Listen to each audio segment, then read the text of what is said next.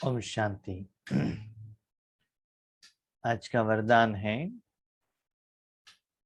भगवान के वरदान अपने बच्चों के प्रति। डेट 14 अक्टूबर 2021। सेवा की लगन द्वारा लौकिक को अलौकिक प्रवृत्ति में परिवर्तन करने वाले निरंतर सेवाधारी भव। सेवा की लगन द्वारा लौकिक को अलौकिक प्रवृत्ति में परिवर्तन करने वाले निरंतर सेवाधारी भव। बाप दादा पहले हम बच्चों को ईश्वरीय ज्ञान देते हैं। जब ज्ञान समझ में आता है तो हम सोचते हैं इस ज्ञान या ज्ञान का शक्ति गुण और मनुष्यात्माओं को भी दे। तो उस समय हमारे मन में सेवा भाव आ जाता है। तो पहले हम सेवा केंद्र पर जाते हैं ज्ञान सुनने के लिए, ब्रह्मा भोजन करने के लिए, माना कुछ लेने के लिए बाबा से या ईश्वरी परिवार से। लेकिन जब आपको सेवा भाव आ जाता है, जब आप लौकिक में रहते हैं, जब भी समय मिलता है तो सेवा केंद्र की तरफ भागते हैं। जब वीकेंड हो, छुट्टी हो, शाम हो, त्योहार आया है, ईश्वरीय सेवा का जरूरत है, तो क्या करते हैं? मनसा वाचा कर्मणा तन मन धन से सेवा केंद्र पर या माउंट आबू में या कहाँ भी गीत चित्र प्रदर्शनी में या द्वादश लिंग के प्रोग्राम में अपने तन रूपी साधन को लेकर जाके उस बिल्डिंग में, उस जगह पर रखते हैं। जितना समय इस तन मन और आत्मा उस जगह पर है, तब तक हमको ये स्मृति रहता है कि हम ईश्वरीय सेवा में हैं। जितना सेवा का फल मिलता ही जाता है, दुआ मिलता है, आशीर्वाद मिलता है। और जहाँ सेवा केंद्र पर जाते हैं वहाँ ईश्वरीय परिवार रहता है, बाबा का घर रहता है, ब्रह्मा भोजन मिलता है, टोली मिलता है, सेवा का चांस मिलता है। तो बाबा का गाना सुनते हैं, ज्ञान सुनाते हैं, ज्ञान सुनते हैं। तो इस स्थूल शरीर के इंद्रियां बाबा के यज्ञ के साथ कनेक्ट रहने के कारण मन भी सेवा भाव में रह जाता है। लेकिन जब वो सेवा कंप्लीट करके जब अपने लौकिक में आ जाते हैं, तब अपना मन मेरा लौकिक आ जाता है। जब तक सेवा केंद्र पर है तब तक सेवा, बाबा बाबा ने कराया। घर आने के बाद मेरा बिजनेस, मेरा पति, मेरे बच्चे, मेरा घर, ऐसे आ जाते हैं। तो बाबा कहते बच्चे अभी ये परिवर्तन करो। क्या परिवर्तन करो? अपने जो लौकिक घर को भी सेवा स्थान समझो, लेकिन सेवा करने का लगन चाहिए। जब लगन आता है तो लौकिक घर में रहते हुए भी ऐसे समझो अलौकिक प्रवृत्ति में है। तो निरंतर अपने मन को भगवान के साथ कनेक्शन में रखो। जब ईश्वरीय सेवा में जाते हैं, वहां जब जरूरत है, वहां धन लगाते हैं, तो क्या सोचते हैं, बाबा का धन बाबा का यज्ञ में लगाया है, मेरा नहीं है। जब तक तन ईश्वरीय भंडारा में है, ईश्वरीय सेवा में, हम यही सोचते हैं भगवान ने इस तन को सेवा में लिया है। भगवान ही ईश्वरीय ज्ञान सुना रहा है। वो भाव अपने मन में क्रिएशन करते हैं।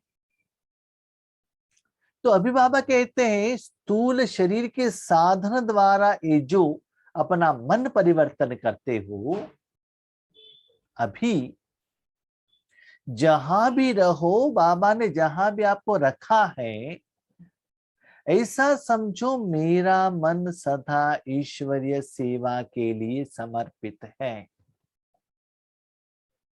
उसमें लौकिक या अलौकिक में अंतर नहीं आता है। तो मन जब बाबा के साथ में है, बाबा को अर्पण किया है, संकल्प भी भगवान का है, समय भी बाबा का है, मन भी बाबा का है, तो सेवा भी बाबा कर रहा है, तो क्या होता है, निरंतर सेवाधारी। भले आप कहां भी रहो, बाबा के साथ कनेक्ट है। और कभी कभी ऐसा भी होता है, जब हम माउंट आबू में जाते हैं या ईश्वरीय सेवा में जाते हैं, जरूरत है तो हम लौकिक वालों से भी फोन से बात करते हैं, व्यवहार करते हैं। फिर भी उस जगह पर थोड़ा कनेक्शन रहता है कि मैं ईश्वरीय विश्वविद्यालय में हूं। तो वही मनोस्थिति को अभी घर में ही लेकर आओ। ऐसा नहीं ये स्थिति सिर्फ सरेंडर वाले ही कर सकते हैं, नहीं, मन से सरेंडर हो जाओ। जहां भी रहो, आपका मन भगवान के साथ में है, और भगवान के प्लान के अनुसार भगवान वहां कुछ न कुछ ईश्वरीय सेवा कर रहा है। सेवा मन ऐसा नहीं कि किसी को आप ज्ञान दो और सेवा केंद्र से लेकर आके पॉम्पलेट्स दो, सेवा केंद्र में बनाया हुआ टोली दो, वो दो, ऐसा नहीं कि वो नहीं देना है। लेकिन जहां भी जाए, बाबा ने आपको ईश्वरीय सेवा के लिए आधार, इंस्ट्रूमेंट, साधन, निमित्त बनाया है। जब सेवा केंद्र पर हम जाते हैं, भले झाड़ू लगाते हैं, ज्ञान सुनाते हैं, भाषण करते हैं, भोजन बनाते हैं, लेकिन कभी भी ये अहम भाव और मेरापन नहीं आता है। ईश्वरीय सेवा है, ये मनोभाव आ जाता है।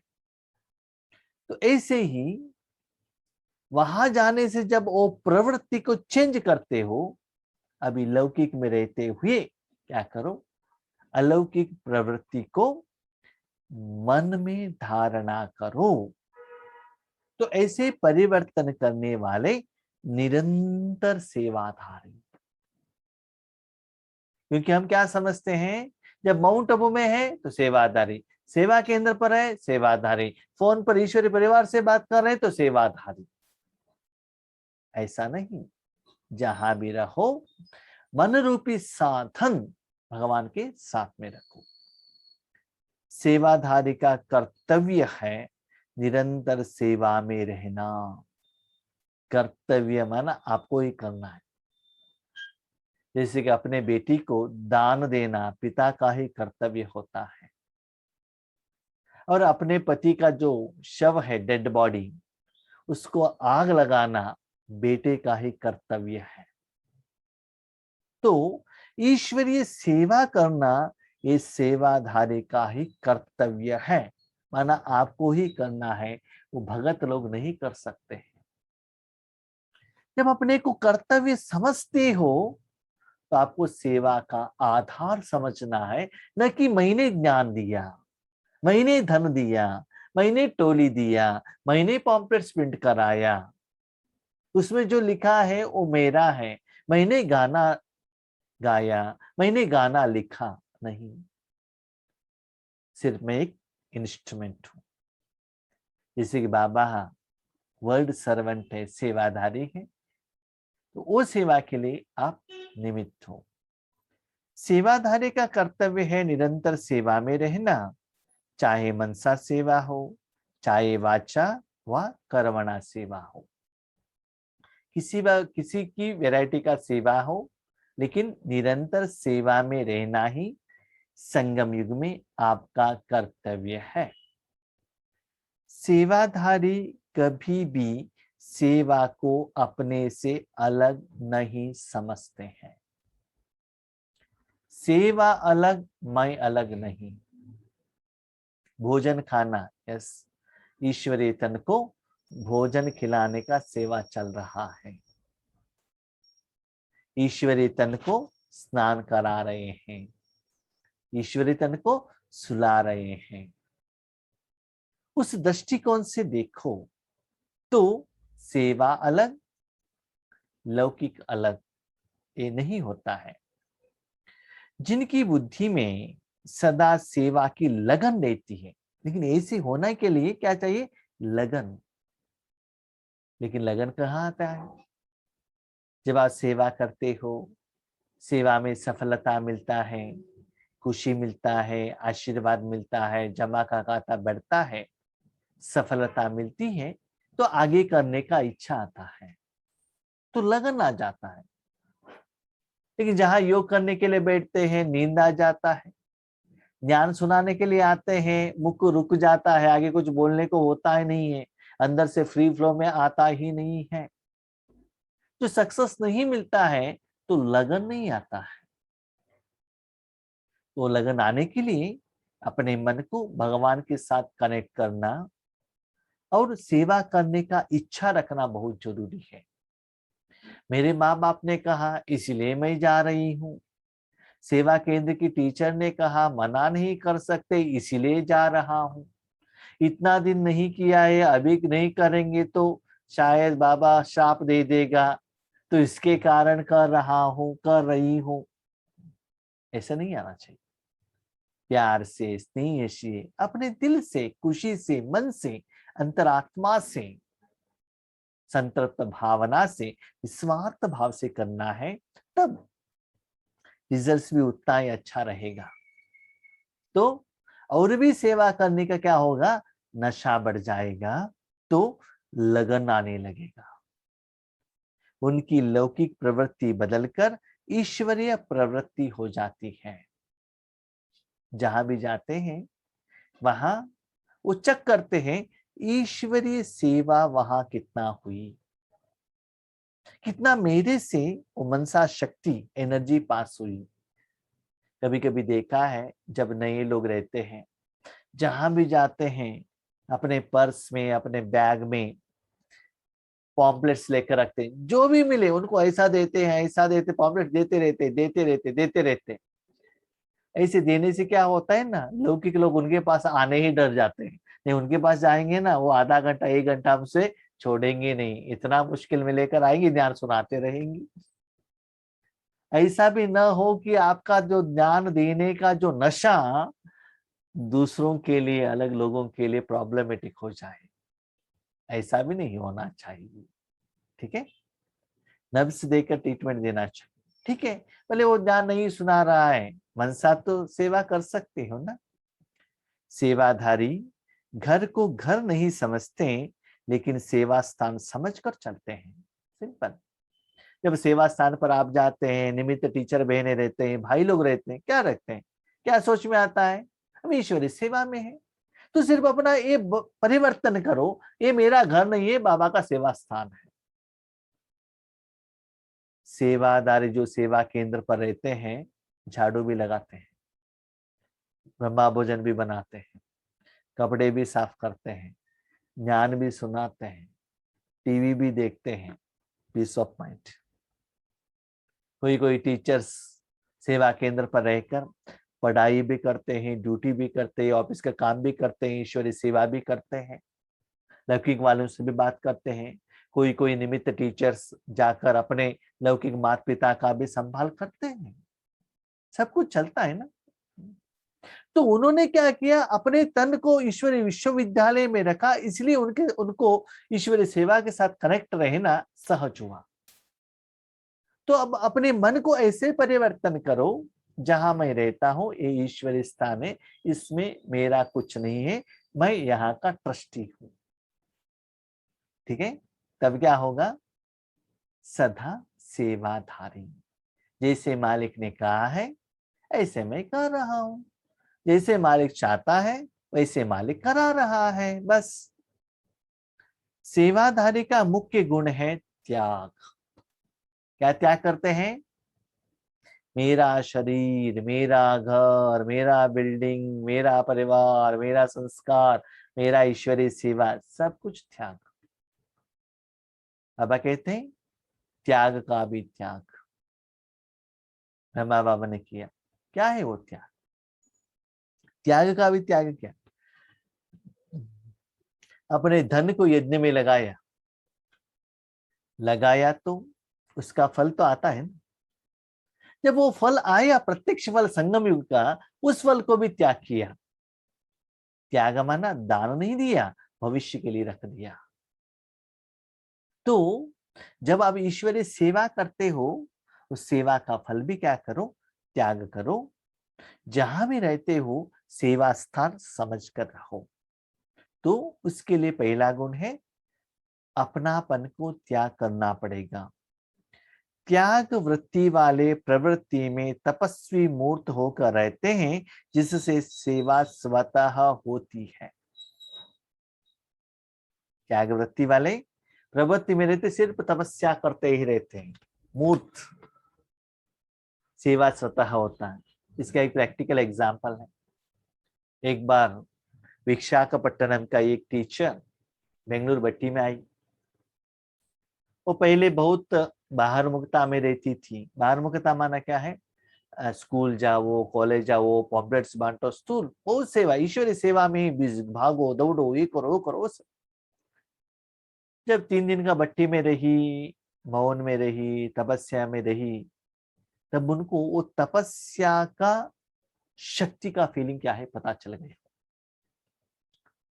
उनके साथ ही में रहने वाली एक माता ने कहा, जब वो रेलवे स्टेशन पर गई, उनको ऊपर अपर बर्थ था, अपर बर्थ में जाकर बैठ गई, सो गई, किसी से बातचीत तक नहीं किया।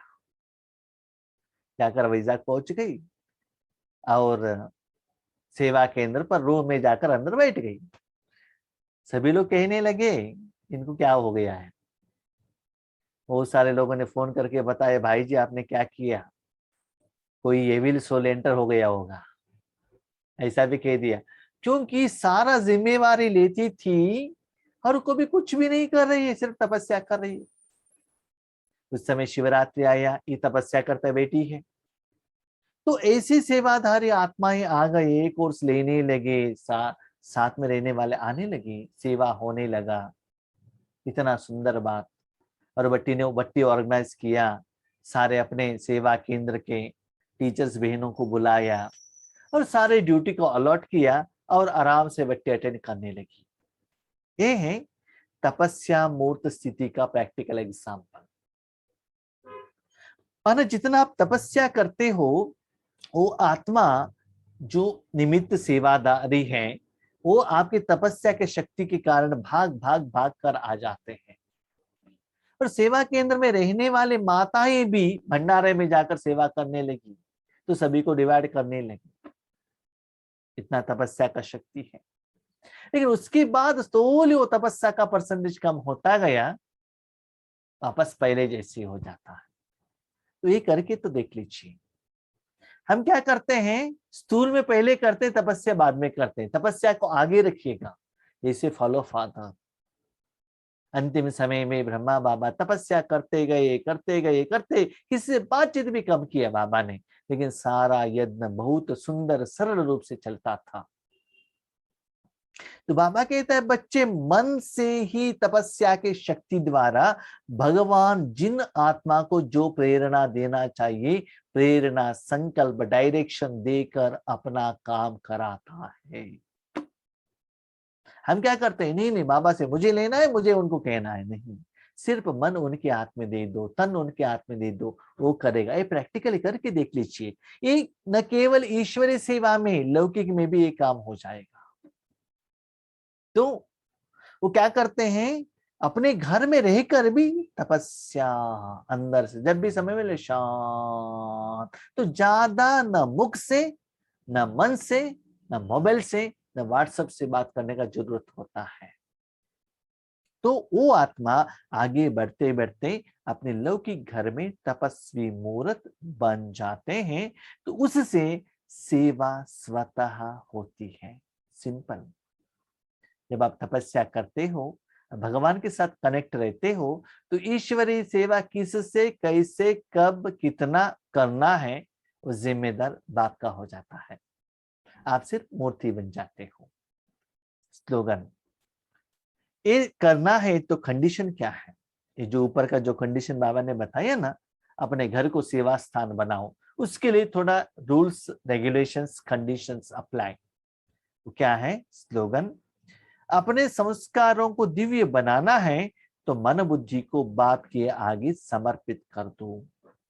दिव्य, शुद्ध, स्वच्छ, पवित्र, श्रेष्ठ बनाना है तो क्या करो?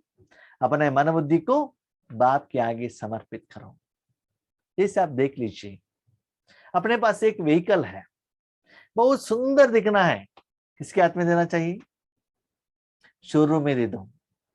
सारा वो मैकेनिक सारा मेंटेनेंस करके, वाटर वॉशिंग करके क्लियर नया गाड़ी जैसे लेकर आके रखेगा। और अपने कपड़े को दिव्य बनाना है, किसके हाथ में दे दो?